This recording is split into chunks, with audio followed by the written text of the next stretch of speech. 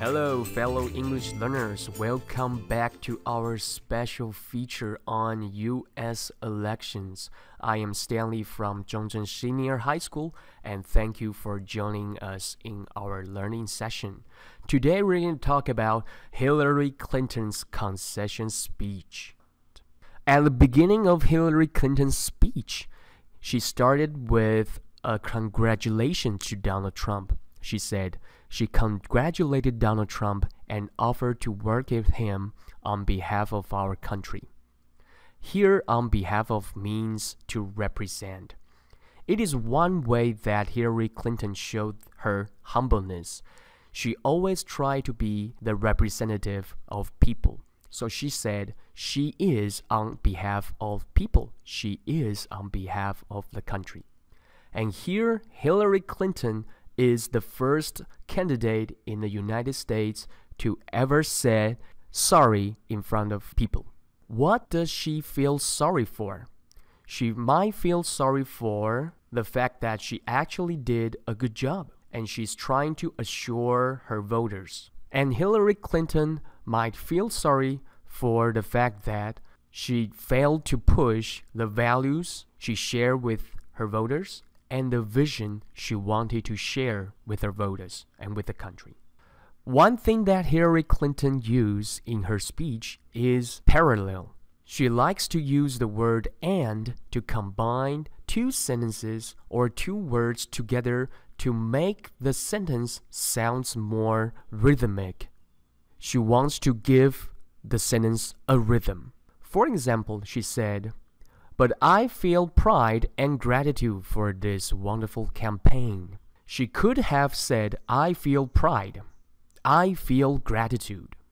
But it doesn't sound mellow. It doesn't sound smooth. Instead, she said, "I feel pride and gratitude for this wonderful campaign." One thing that Hillary said to show her humility is she tried to appear as representatives. She said, "You represent the best of America, and being your candidate has been one of the greatest honors of my life." Here, you means the voters. The voters represent the best of America. And here it said, being your candidate, being voters' candidate has been one of the greatest honors. So it's an honor, it's a privilege of her life.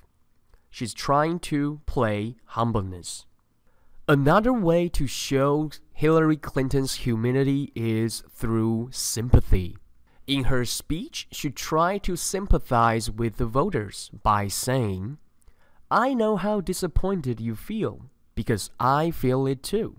So she used the word feel. The word feel makes her more closer to the voters' moods. Another example of Hillary Clinton's use of words to make a sentence smooth is this. Here she said, "This is painful and it will be for a long time." So she used the word "and" to combine two sentences together to produce a rhythm. Another good example is this. She said, "Our campaign was never about one person or even one election." So she's trying to bring up levels here. She started mentioning from person to the election. She said, "It was about the country we love and about building an America that is hopeful, inclusive, and big-hearted." So here again, she uses the technique of parallel. She said, "It was about this and about that. It was about the country and about building an America." And what kind of America? The America that is hopeful, inclusive, and big-hearted. So here, hopeful, inclusive, big-hearted means that America is an open-minded society. Everybody has an equal chance to live here. When Hillary Clinton talks about the president-elect Donald Trump, she said, "We owe him an open mind and the chance to lead." So here, she said, we should be open-minded to Donald Trump and we should give Donald Trump a chance to lead. And again, she uses the technique of parallel to combine these two ideas together. And then Hillary Clinton again shows the citizens, the people in America, that democracy in United States is sacred. Here she said, "Our constitutional democracy enshrines the peaceful transfer of power." Here, enshrine means to cherish, to hold something dear, to respect something. And here, Hillary Clinton paraphrases the word enshrines in the following speech. So she tried to make sure that everybody understood what she said. So she said, "Our democracy enshrines the peaceful transfer of power, and we don't just respect that, we cherish it." So enshrine means to respect something and to cherish something. And again, at the end of this paragraph, she paraphrased again the word enshrine by saying, "We respect and cherish these values too, and we must defend them." So here she combined two ideas together, to respect, to cherish, and to defend something by using the word and connect them together. At the end of the first part, Hillary Clinton asked for citizens' help to do something. She said, "Our constitutional democracy demands our participation, not just every 4 years, but all the time." So here she uses the word demands. Demands basically means need something, but in a much stronger sense. To demand something means you ask someone to do something badly. You require someone to do something. So here, our country demands our participation. So we need to work together for our country. And not just for 4 years, but all the time. We should do it all the time. And what should we do? We should keep advancing the causes and values we all hold dear. The phrase hold dear here means to cherish something. We cherish our values, we cherish our causes, and we need to strive to do that. Hillary Clinton again used the technique of parallel. She started by something small to something big and connected them together with the word and. Here Hillary Clinton said, "We protect our country and protect our planet and break down all the barriers that hold any American back from achieving their dreams." So she started from something small, which is our country. And then she's moved on to we should protect our planet. And then she moved on to the invisible barrier. We need to break down all the barriers. So what kind of barriers are we talking about here?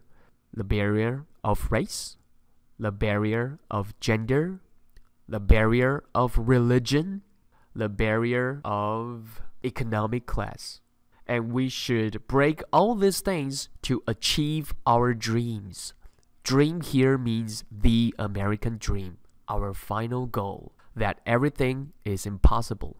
Everybody can achieve anything. One thing to separate Hillary Clinton's speech from Donald Trump's speech is that Hillary Clinton is a very powerful politician. She addresses people by the blocks. What does block mean here? Block means voters. American dream is big enough for everybody. For people of all races, 1 block. Religions, 1 block. For men, 1 block. And women, 1 block.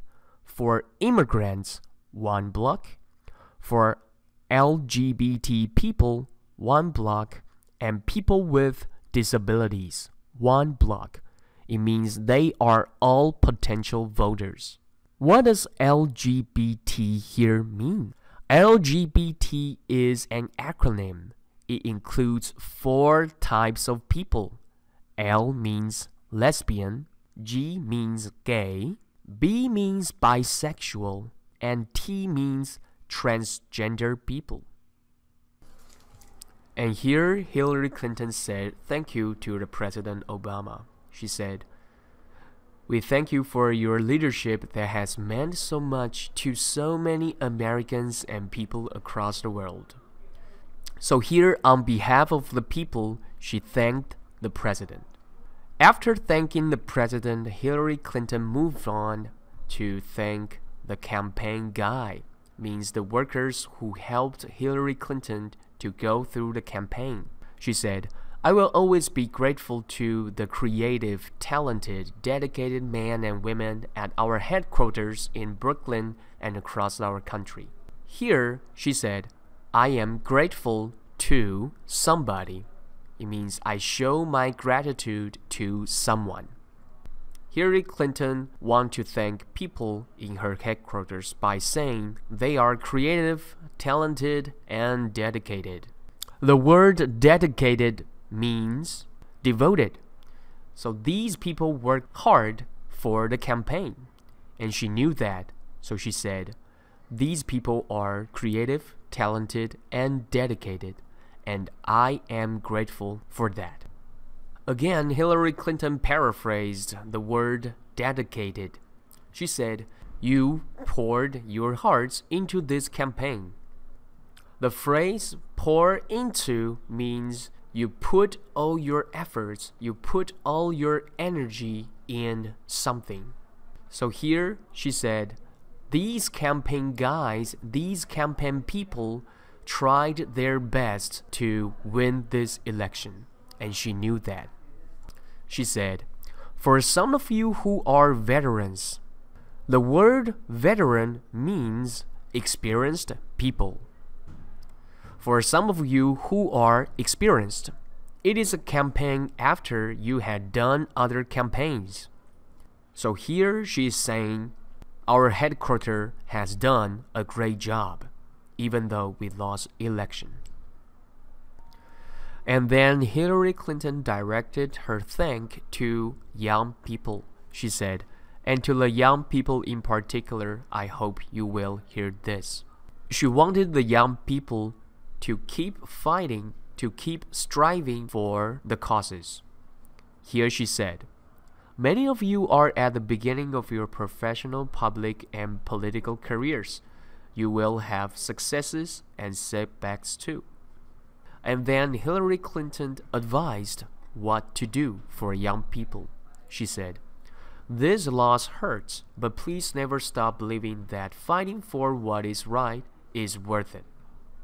So here, fighting what is right is the subject. We should always fight for what is right. And this thing is worth it. And then Hillary Clinton advised young people to never give up. She said, "And so we need you to keep up these fights now and for the rest of your lives. So not just now, but for the rest of our lives." In the end, Hillary Clinton directed her thanks to women. She said, "And to all the women, and especially the young women who put their faith in this campaign in me, I want you to know that nothing has made me prouder than to be your champion." Again, Hillary Clinton showed her humility by saying, "I am your champion. I am your supporter. I am your voice." She is the voice of women. And then Hillary Clinton mentioned an obstacle that needs to be shattered.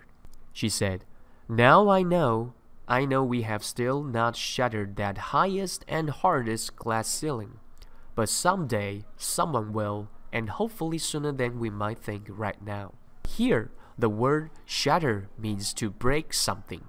We should break the glass ceiling. Glass ceiling here doesn't mean the actual glass ceiling. It means a situation. If you are a woman working in a workplace, you cannot advance to the highest position. That is the glass ceiling. By the end of the speech, Hillary Clinton moved her thanks to another level. She thanked the country. She said, Finally, I'm so grateful for our country and for all it has given to me. I count my blessings every single day that I'm American. So here, Hillary Clinton said she's proud to be an American. And she is grateful for living in this country. At the end of the Clinton's speech, she advised the voters what to do one more time. We need to work together to make this country better. She said, and I still believe as deeply as I ever have, that if we stand together and work together with respect for our differences, strengthen our convictions and love for the nation, our best days are still ahead of us. Here, the word conviction means someone's belief. If we believe in ourselves, and then we will have strength, and then we can work together and put aside of our differences and love the country. That is the message that Hillary Clinton wants to deliver. By the end of Clinton's speech, she quotes, "You know, Scripture tells us, let us not grow weary in doing good, for in due season we shall reap if we do not lose heart." One thing that makes a politician a good politician is that they know how to quote from classics. Here, the word scripture means it is a text from the Bible. And the Bible tells us, let us not grow weary, let us not grow tired in doing something good, for in due season, due here means when the harvest season comes, we shall reap. So the word due here means the right timing, the right time. For in due season, for in the right time, we shall reap, we shall harvest, if we do not lose our heart, if we do not lose our courage, if we keep going, we will see progress. And she wants to assure voters that. So let's summarize. In Hillary Clinton's speech, she divides her speech into 3 parts. In the first part of Clinton's speech, she expressed her gratitude for people. She is grateful for being people's representative. In the second part of Clinton's speech, she directed her thanks to people, and she addressed to people by the block. Again, block means voters. In the third part of Clinton's speech, she advised people what to do. She advised young people to keep fighting for the causes, for what is right. She advised young women to break glass ceilings. She advised American people to have faith in their heart and work together to bring this nation to a bright future. This is Teacher Stanley from Zhongzhen Senior High School. I hope today's lesson helps you understand more about Hillary Clinton's speech. I'll see you next time.